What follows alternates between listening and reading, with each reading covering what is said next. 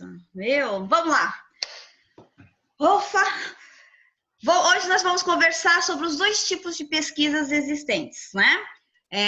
A pesquisa qualitativa e a pesquisa quantitativa.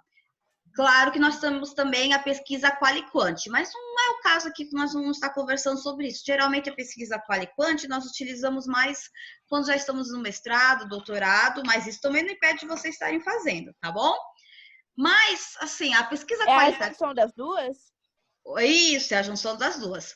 A pesquisa qualitativa, ela é bastante utilizada nas ciências humanas e sociais, principalmente no curso de administração. Então, vocês vão estar utilizando muito dessa pesquisa qualitativa. Não que vocês não possam estar fazendo também. Nós sempre vamos ter que fazer alguns gráficos e estar fazendo alguns indicadores, tabulando alguns dados. Mas isso não significa que vai ser exclusivamente quantitativa, tá bom? A pesquisa qualitativa, você pode estar utilizando porque entra naquela questão de observação, né? De vocês estarem observando o contexto que vocês estão inseridos, tá bom?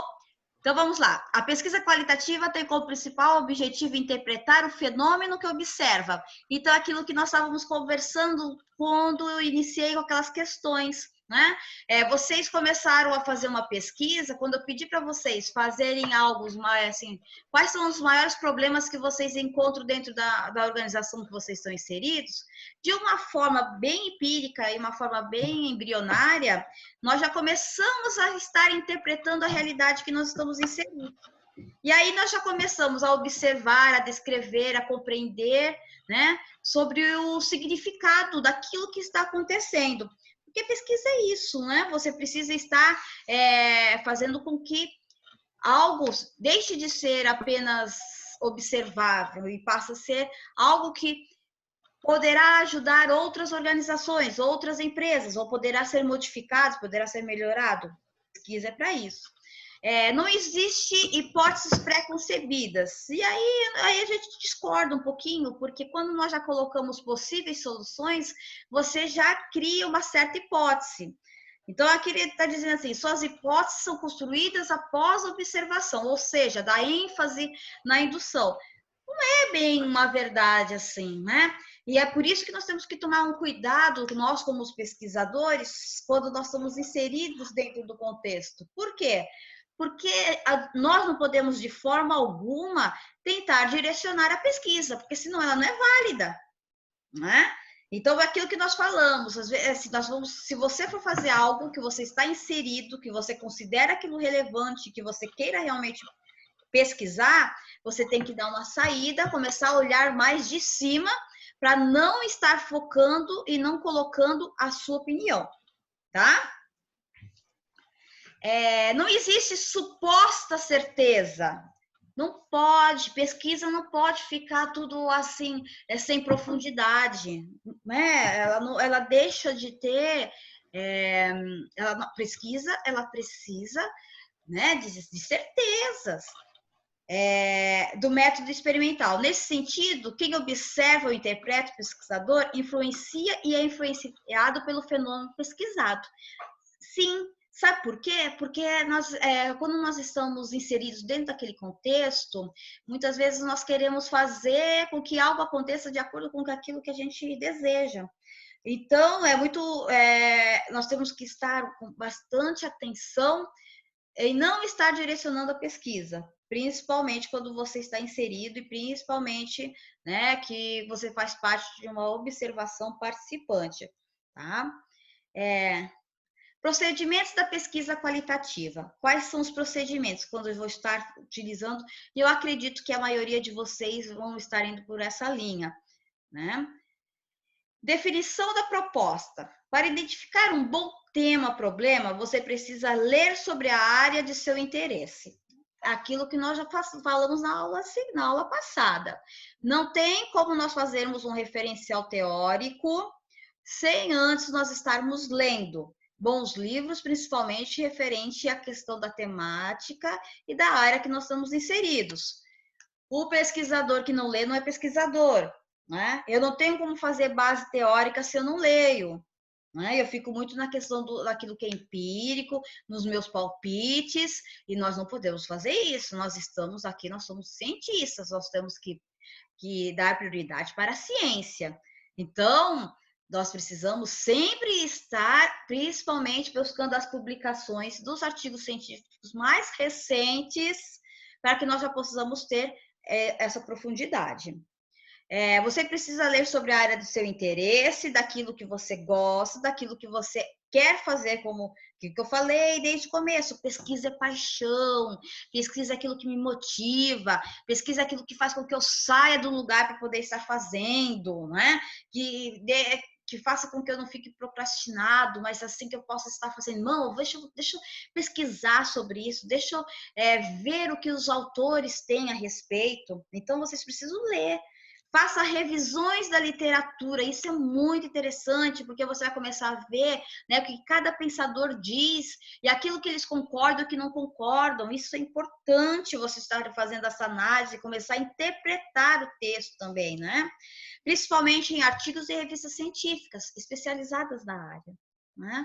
Formulação das hipóteses do referencial teórico, é disso que eu comecei a falar para vocês, né? Vou falar sobre o potencial turístico de Bertioga. Pô, que legal. O que eu vou fazer sobre referencial teórico? O que é turismo? Né? Quando as legislações de turismo, né, passaram a ter grande relevância no país, né? Embora seja uma indústria que muitas vezes não é, a indústria do turismo não é muito, no Brasil principalmente, não é muito explorado, né? Sendo que em outros países, quase na Espanha, quase 70% da receita era do turismo, né? Agora com essa pandemia, né? Isso tudo mudou. Então, qual que é o potencial turístico de Bertioga? E aí eu tenho que pegar e falar assim, fazer uma descrição de tudo que Bertioga tem, tudo mais. Então, para as pessoas poderem entender o meu artigo, né? Então, o referencial teórico e a descrição, a caracterização de Bertioga, isso já é o início do meu artigo científico, tá? Se eu for fazer, isso é apenas um exemplo, tá, gente? Tudo bem? Alô, alô? Gente, Isso, tudo bem. Oi, estamos ouvindo. tá vendo? Tem alguma dúvida, gente? Pelo amor de Deus, vocês vão interferindo aí, vão falando, entendeu? Para que nós possamos estar dando continuidade. Que depois vocês vão ter, ó, isso aqui é apenas o início sobre metodologia científica. Depois vocês vão fazer, ao longo do curso de vocês vão ter outra disciplina para elaborar o projeto, tá? Aqui eu estou dando só as noções para vocês. Depois vocês vão fazer o projeto e, por fim, vocês vão escrever o artigo. Ou então a monografia, ou o que vocês forem fazer. Tá bom? Ou plano de negócios, não sei, né, se vocês vão fazer isso, mas fica assim, né? Então, aquilo que eu falei para vocês, está na hora de vocês já começarem a pesquisar e a ler sobre determinados assuntos que interessam para vocês. Formulação das hipóteses do referencial teórico, o pesquisador evita construir hipóteses a priori, ou seja, aquelas ideias pré-concebidas. Nós devemos fazer isso. Entretanto, não é sempre que acontece isso. Muito pelo contrário. Você já cria essa hipótese e você vai atrás dela. O que pode e o que deve acontecer é que muitas vezes essa hipótese não se confirma. E isso é legal, porque é por isso que você fez a pesquisa. Tá? Elas são, na maioria das vezes, desenvolvidas posteriores, né? A questão da sua hipótese. Bom, coleta de dados. Como que nós vamos estar coletando esses dados? Aí eu já falei o seguinte para vocês. Falei da importância da leitura, de vocês lerem, de vocês fazerem um referencial teórico referente ao tema abordado, né? Agora, vocês vão ter que vamos coletar esses dados. Nesse sentido, um estudo piloto, prévio, informal, se faz necessário, pois a prática é decisiva para uma boa coleta. Como que eu vou fazer essa coleta de dados? Né? E aí que eu tenho vários métodos que eu posso estar fazendo isso, tais como redação do relatório elaborado através da narrativa analítica a partir da qual o pesquisador propõe e defende. Ele vai narrar, eu vou defender que, continuando como exemplo o potencial turístico do município de Bertioga, vou estar defendendo que nós devemos estar investindo, já que nós temos 80% de área preservada no município de Bertioga, então nós temos que estar, difícil, principalmente como geração de emprego e renda, fazer com que indústrias ou indústrias impactantes, embora a construção civil seja uma indústria impactante, né? Mas uma vez que nós estamos com bastante área preservada, eu acredito que esse é o tipo de indústria ou de empregos que temos que estar repensando em referente a futuro, né? E é por isso que a necessidade de nós estarmos participando da revisão do plano diretor, né? Que fala bastante sobre essa questão, porque nós estamos fazendo planos para a Bertioga daqui a 10, 15, 20 anos. É a cidade que nós queremos, é a cidade que nós desejamos. E com isso, né? Entra a questão de planejamento, que é a nossa base, como todo administrador que nós temos que ter, princípios instituídos por Fayol, né? Vocês lembram disso? E aí eu faço essa redação do relatório. Olha tanta coisa que eu já estou falando, só de casos importantes, para que eu possa estar dizendo sobre o potencial turístico de Bertioga. Né? E com isso eu falo o quê? A questão de desenvolvimento sustentável, de estar fazendo um turismo mais voltado para essa questão de preservação do meio ambiente, que não tenha tanto impacto assim. Né? Então, tudo isso eu tenho que estar fazendo minha redação de relatório. Né? Eu vou estar narrando, fazendo uma análise referente a isso, né? E uma possível interpretação significativa para o fenômeno. Olha só, eu já passei a interpretar, né? Tendo 80% de área, exemplo, 80% de área preservada, né? Sendo que outros tipos de indústrias eu posso estar fazendo com que ela fique muito mais impactante, causa bastante impacto e que a possibilidade disso ocorrer fica cada vez mais difícil. Então, a indústria do turismo pode ser, principalmente a que busca o desenvolvimento sustentável, acredito que possa ser a melhor proposta para o município de Bertioga daqui a 10, 15, 20 anos. Né? Ou então a utilização dos seus recursos naturais de uma forma que possa estar trazendo receita, e assim nós vamos estar fazendo uma interpretação, né, do nosso estudo, ok? Estão entendendo? Sim, professora. Né? Sim, professora. Então tá bom. Sim, professora. Mas eu sou suspeita dessa preservação ambiental, não os 80%, que eu acho ótimo. O problema é ainda na nossa área de construção, que eu fiz uma pesquisa, que algumas áreas ainda pode ficar com 50%, além desses 80% já do município. Silvana, você pode falar um pouquinho mais perto do microfone? Eu não estou escutando direito o que você está falando. Agora melhorou? Isso, obrigada. Tá. Então vamos lá. 80% do nosso município já é preservado. Isso. E eu pesquisei e tive uma decepção, que ainda de cada lote a gente pode chegar a ter que deixar mais 50%, ou ainda 150% de área.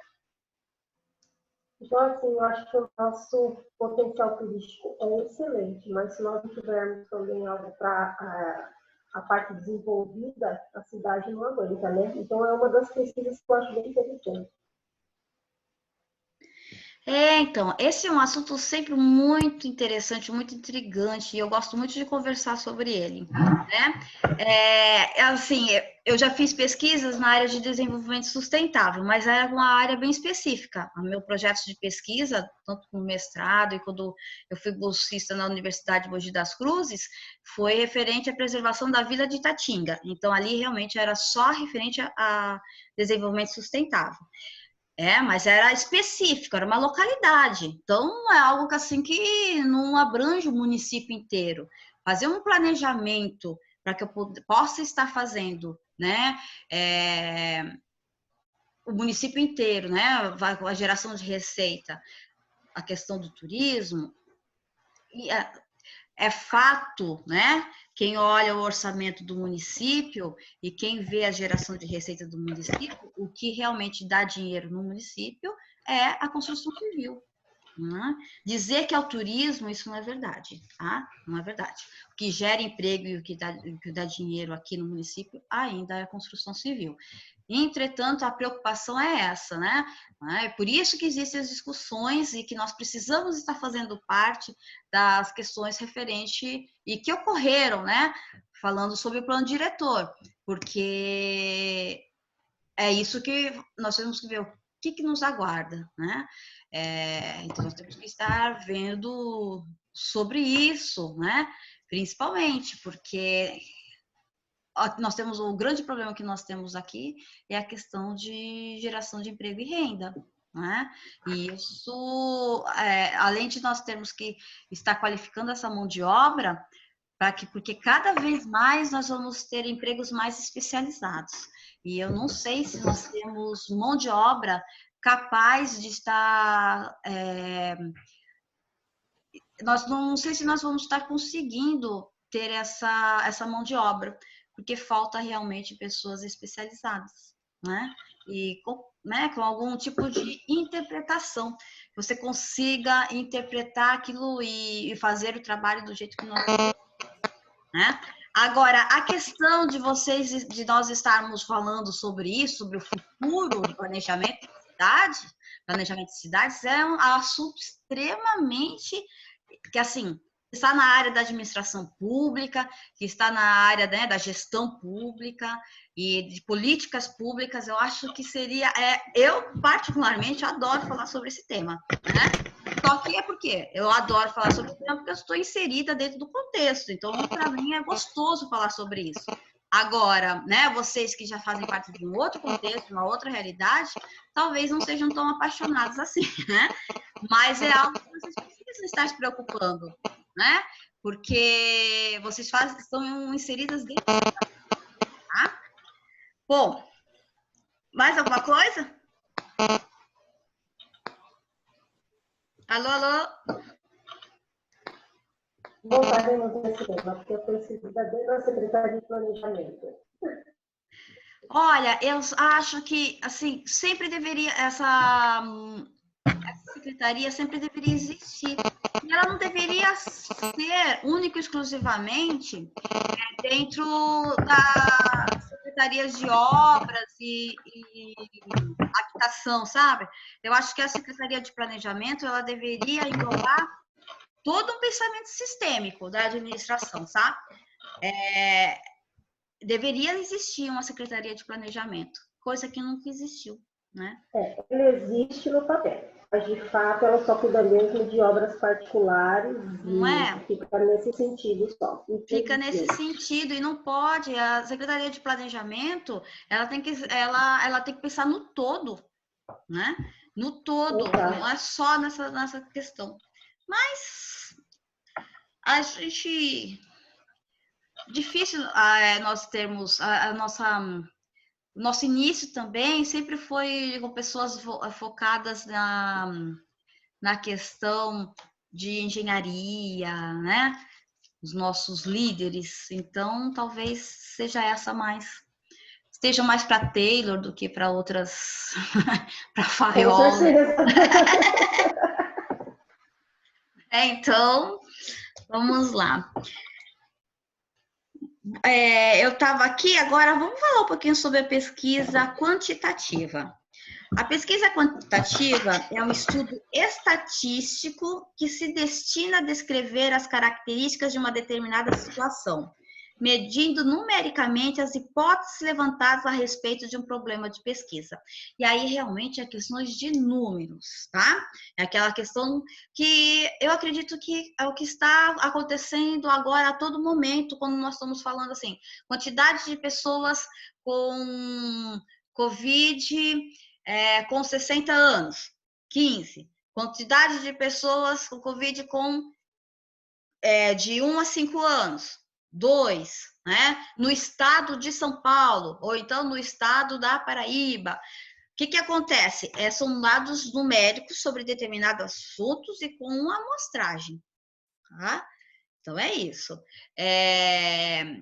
Então, eu quero saber determinado amostragem é o seguinte, eu pego uma parcela da população, e é o caso que vocês vão estar fazendo, digamos que vocês querem saber a quantidade de alunos da FAB que já estão inseridos no mercado de trabalho, tá? Vocês vão fazer uma pesquisa assim. Então, e aí vocês vão fazer uma pesquisa, pode ser quantitativa, para que dos cursos vocês vão ver a quantidade dos alunos que nós temos na FAB, vamos dizer que sejam 300 de todos os cursos, tá? 300 alunos, e que eles, da idade de entre 23 e 30 anos, né? Que eles já estejam inseridos. Existe uma amostragem. Vocês vão pegar todos os alunos? Não, vocês vão pegar essa faixa etária de 23 a 30 anos e vão fazer essa pesquisa e vão pegar o quê? 10 de cada curso? Vão ser quase 30 ou 40. É um número bom, uma amostragem boa, tá? Suficiente para que nós possamos ter uma ideia do que está acontecendo.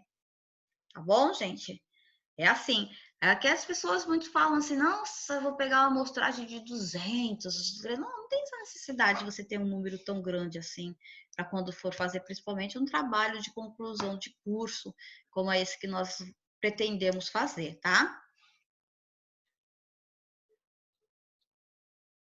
A amostragem também, até o ano de, pelo menos há 5 anos atrás, geralmente também a Receita Federal, principalmente que ela fazia a amostragem, ela pegava, né, de umas 10 pessoas, ou pegava alguns números, né, para ver se estava algum problema na declaração do imposto de renda. Hoje, o cruzamento de dados já está tão, né, cada dia está mais aperfeiçoado, que hoje não tem mais essa questão da amostragem, não. Os dados estão se encontrando entre si e já aparece lá que você está com um problema no imposto de renda, né? Antes era por amostragem, então você, caí na malha fina, então você teve o azar de cair na malha fina porque era uma amostragem. Agora não. Agora, geralmente, faça o imposto de renda de forma correta, para que você não tenha problema realmente de você passar na malha fina. Até porque hoje você precisa estar falando sobre, colocando a declaração de imposto de renda, se você pede nota fiscal paulista, né? De tanto que eles estão confrontando esses dados, tá? As informações são colhidas por meio de um questionário estruturado com perguntas claras e objetivas, são perguntas fechadas, né? Por que acontece? Quando você faz uma pesquisa qualitativa, você faz também essas perguntas, mas você quer saber o que leva a pessoa a fazer isso, né? Seguinte, vamos lá. Eu estou fazendo uma pesquisa com os beneficiários do Bolsa Família. E aí eu pergunto assim, quais são os seus gastos? E aí eu faço comida, vestimenta, água, luz, telefone, né? E aí eles pegam e colocam assim, eu gasto com água e luz. Aí eu falo assim, mas você... Isso é uma pergunta fechada. Se eu pego e quero saber por que ele gasta com água e luz, né? Aí eu pergunto assim, mas é suficiente? O que você recebe, você só é capaz de pagar água e luz? Você não gasta com alimentação e com quais os outros tipos de gastos que você tem? Tá vendo que eu estou interferindo na conversa dele, né? Na resposta dele, porque eu quero saber mais. E aí eu faço a pesquisa, eu aponto, já é qualitativo, tá? Simplesmente, se eu pego e faço única e exclusivamente igualdades dos dados, realizado durante a pós-coleta de dados, única e exclusivamente eu falo assim, olha, água, luz, telefone, comida e roupa, acabou, é quantitativo. Eu vou tabular aquilo e aí eu vou saber com o que ele gasta.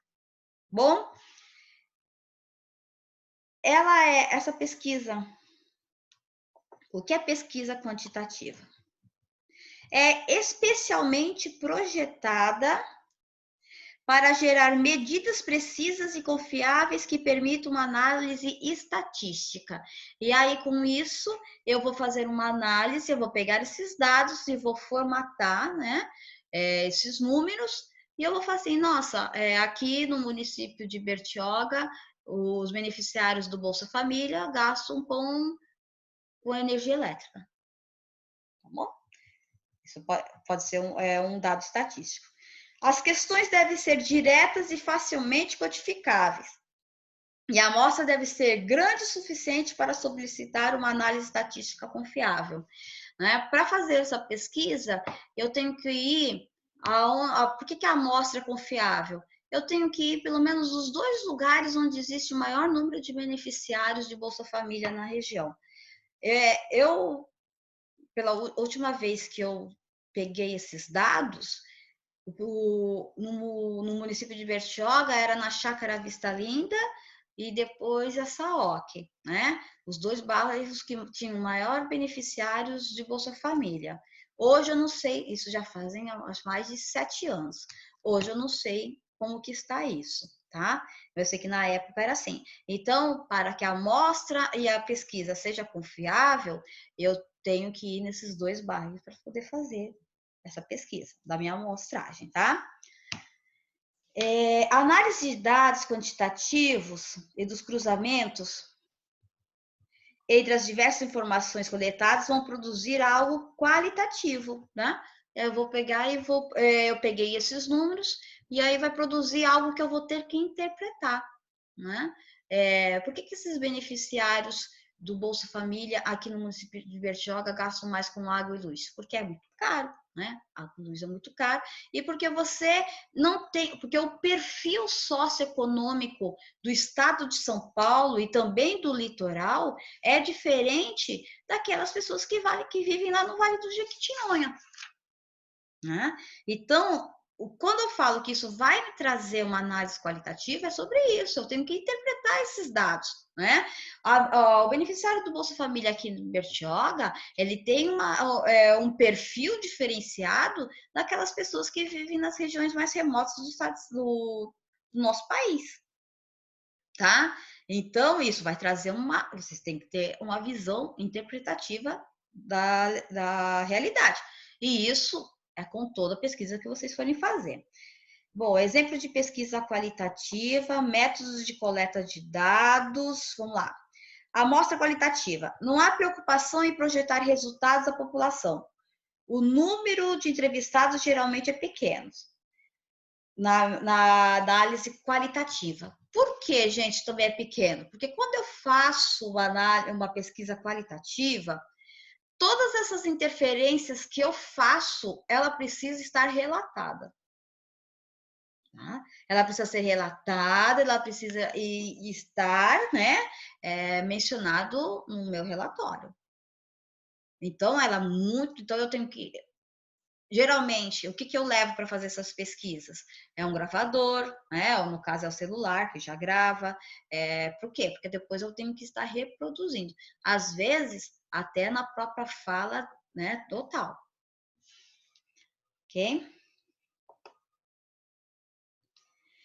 Deixa eu ver, peraí.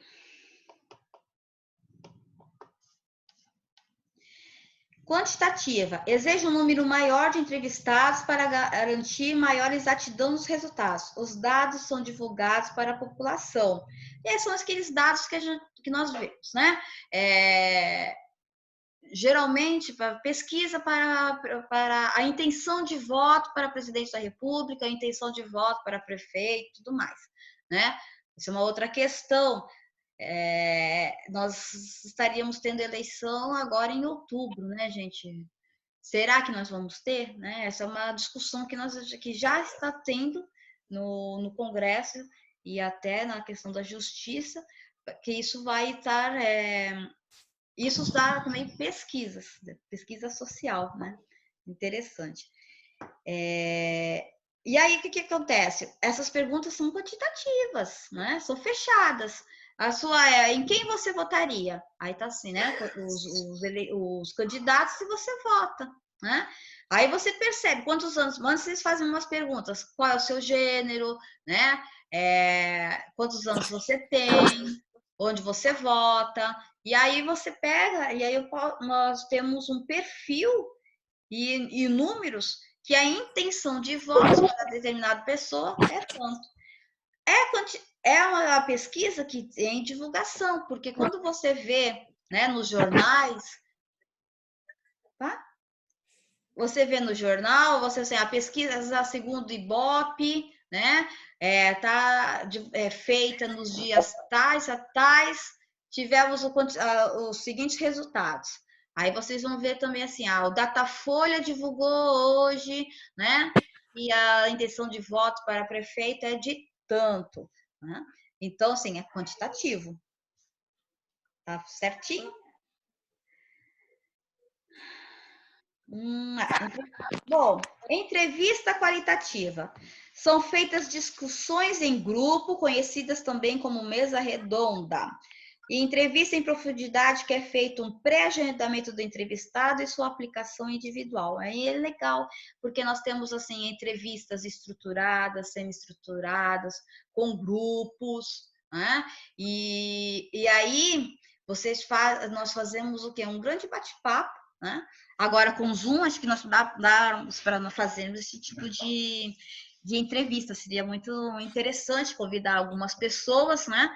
Que tem a ver com a questão de que você está estudando. Quando eu fiz a pesquisa referente lá à Vila de Itatinga, eu fiz com entrevistas. Essas entrevistas eram com o quê? Com grupos de ex-moradores, pessoas que moravam lá, né? E que tinham algum tipo de relação ainda com a localidade, com os moradores, pessoas que ainda moravam lá, e pessoas que gostariam que moram em Bertioga, mas não conhecem, né? Nunca foram lá, não conseguem ir. Então, foram o quê? Desculpa. 3 tipos de de entrevistas com grupos específicos, que ali eu tive que estar escrevendo todas as opiniões deles, para depois poder estar, né, dando continuidade nas pesquisas. Tá bom? Bom, pesquisa quantitativa, o entrevistado identifica as pessoas que serão entrevistadas pelos seguintes critérios: sexo, idade, ramo de atividade, localização geográfica, etc. Bom, uns métodos de coleta de dados, e aí vocês vão ter que criar uma metodologia. Aquilo que eu falei, né? Quando eu fiz a pesquisa com os beneficiários do Bolsa Família, eu peguei e fui na Chácara Vista Linda e fui na SAOC, que eram o quê? Os 2 lugares onde tinham os maiores beneficiários do Bolsa Família. Quando fui fazer a pesquisa, perdão, sobre a Vila de... Olha só, acho que já tô tossindo direto aqui.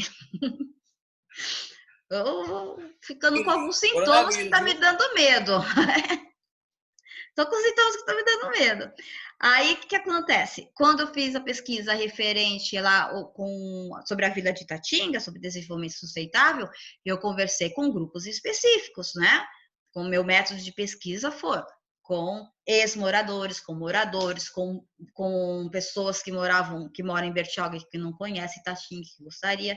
Então, veja só, eu fiz com grupos de entrevistas, eu fiz um método de pesquisa, tá bom? Bom, o questionário qualitativo, geralmente as informações são coletadas por meio de um roteiro. Sim, né? E, assim, esse roteiro eu perguntava, com os moradores dos beneficiários do Bolsa Família, eu peguei e falei assim, quantas pessoas tem em casa, quem recebe, né? No caso, quais são os gastos. Já com ex-moradores de Itatinga, quais são as maiores lembranças? Por quê? Porque, na verdade, eu estava fazendo uma pesquisa de cunho material e imaterial. Imaterial, aquilo que não era palpável. Então, eu estava falando com emoções. Eu não tinha como estar fazendo uma pesquisa quantitativa, porque eu precisava relatar, era todo um patrimônio imaterial, né? Que está contido na Constituição, no seu artigo 225 da Constituição Federal. Então, eu preciso, mas é diferente a forma como que eu tenho que estar quantificando esses resultados, tá? As informações são coletadas por meio de um roteiro. É claro que eu tinha um roteiro, eu perguntava de quando que ele veio, quando a família dele veio, se é que a família tinha vindo, ou ele saiu de lá antes de aposentar ou depois de aposentado. Então, eu tive todo um roteiro, até para que ele pudesse ter liberdade para poder estar e confiança no pesquisador. E outra coisa, com autorização, tá, gente? Com autorização. E aí as opiniões são gravadas e depois analisadas. Quantitativa, as informações são colhidas por meio de um questionário padronizado e uniformizado com perguntas claras e objetivas. Já falamos sobre isso, né?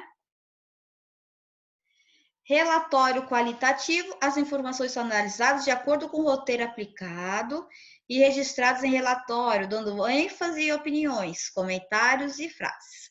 Então, é o seguinte, e aí, uma coisa é nós estarmos apontando aquilo que nós recolhemos, né? Vamos pegar todas as informações coletadas. Então, é o seguinte, vamos já começar a pensar no meu artigo escrito, né? Vou escrever. Então, no primeiro momento, eu vou pegar esse artigo, já fiz meu referencial teórico, vamos voltar à questão do turismo, né? Eu peguei e falei sobre o que é o turismo, o tipo de turismo sustentável, né? Com desenvolvimento sustentável. Eu pego e faço uma caracterização do município de Bertioga, emancipado há 28 anos, né, que é ex-distrito de Santos, possui não sei quanta área de preservação ambiental, falo da quilometragem, falo de praias, faço tudo a caracterização. Aí eu começo a ver assim, faço um levantamento, procuro no IBGE, quantas pousadas nós temos, né? Hotéis, não sei se dá para a gente agora esses sites, né, de que nós podemos estar alugando quartos e tudo mais. Isso é uma fuga de receita imensa, né, gente? Pensando dessa forma, porque se eu alugo um quarto na minha casa, eu não preciso pagar ISS, não preciso pagar nada disso. Agora, se eu faço uma pousada, eu já preciso pagar todos esses tipos, recolher todos esses tipos de impostos, né? Complicado isso, né? Mas isso é uma coisa que nós temos que estar pensando, uma secretaria de planejamento, né? Para nós estarmos pensando nesse tipo de receita para poder estar vindo para o município. Mas, né? Então, eu faço tudo isso, né? Levanto esses dados, faço o levantamento, coleta, e depois eu vou interpretar isso. Eu vou estar interpretando. Na minha pesquisa pode até estar aparecendo isso, né? A quantidade nesses sites que agora eu posso estar alugando os quartos, né? E isso não tem como demonstrar em nenhuma pesquisa,